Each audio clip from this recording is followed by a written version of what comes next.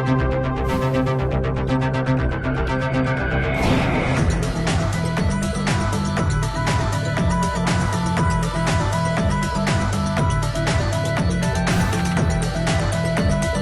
to the global supply chain, a massive machine that gets things where they're going across the entire planet.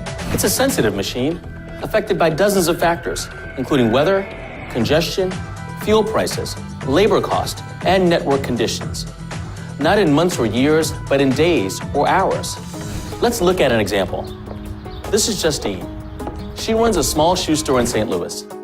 Over the last few years, her knowledge and customer service have earned the loyalty of customers who could buy the same shoes online for less. Justine's shoes come from all over the world.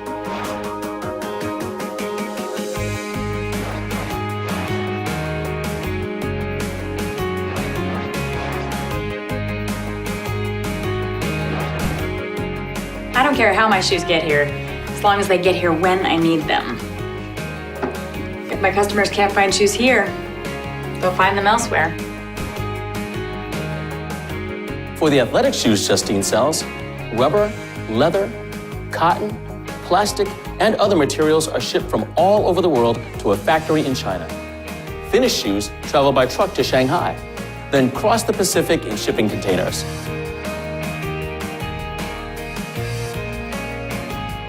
The shipping containers are unloaded, and a crate of athletic shoes starts a journey by truck to St. Louis, where they're delivered to a distributor's warehouse. When Justine orders more shoes, the distributor ships a dozen boxes across town on a freight services truck.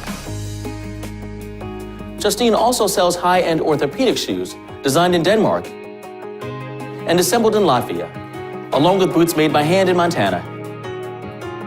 Their paths are quite different, but each encounters multiple transportation systems.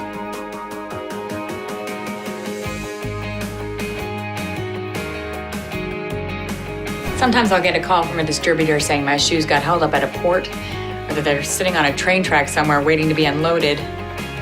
Sometimes they can't even tell me when I'm gonna get them. What if I just started advertising a sale? I don't have the room or the money to stockpile extra inventory. Justine's business depends on the transportation systems of 13 states and many countries. Justine's store isn't the only business that depends on domestic or global lines of supply. Automakers, retail stores, power plants, factories, hospitals, gas stations, and many others rely on the global supply chain and the multimodal transportation network that supports it to keep the nation's economic engine running. A strong and growing U.S. economy requires the safe, reliable, efficient movement of goods, both domestically and internationally. 24 hours a day, 7 days a week, our nation's transportation system moves things like coal and corn, all the way to electronics and jewelry. Today, we have just-in-time delivery. It's an on-demand supply chain. So we really rely on an efficient transportation system to get the parts or to get the products where they need to go when a customer wants them. That ultimately helps lower prices and puts dollars back in Americans' pockets. In order to make that supply chain work, it requires close coordination between the public and private sectors. What happens if the global supply chain slows down, becomes congested, or even stops? Within a very short period of time, these impacts are felt locally. For example, within 6 to 12 hours, assembly lines will come to a stop. Within 24 hours, many hospitals will run out of essential supplies. Within 48 hours, many service stations will run out of fuel. Within 72 hours, grocery stores will run out of perishables.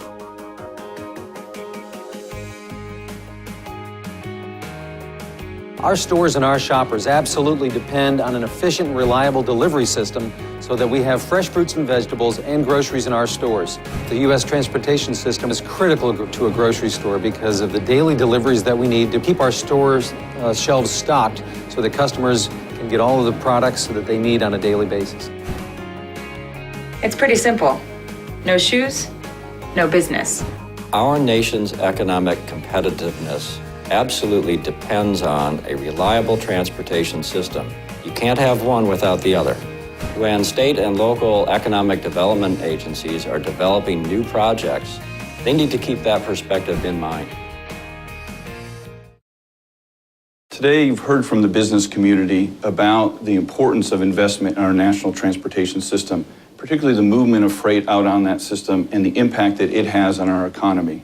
And you've seen what happens when we have an inability to move that freight, the impact it has on our local stores as well as our national companies. At the Federal Highway Administration, it's our responsibility to ensure efficient freight movement across that system, and we're working hard to do so. Our goal is a more efficient highway system, and we're working hard to achieve that goal. At the Federal Highway Administration, we're proud to work with states and cities. We're also working hard to engage the private sector and get their opinions and ideas on where we can make investments in the system. We invite you to join us in this important mission. It is only through working together that we can keep America moving.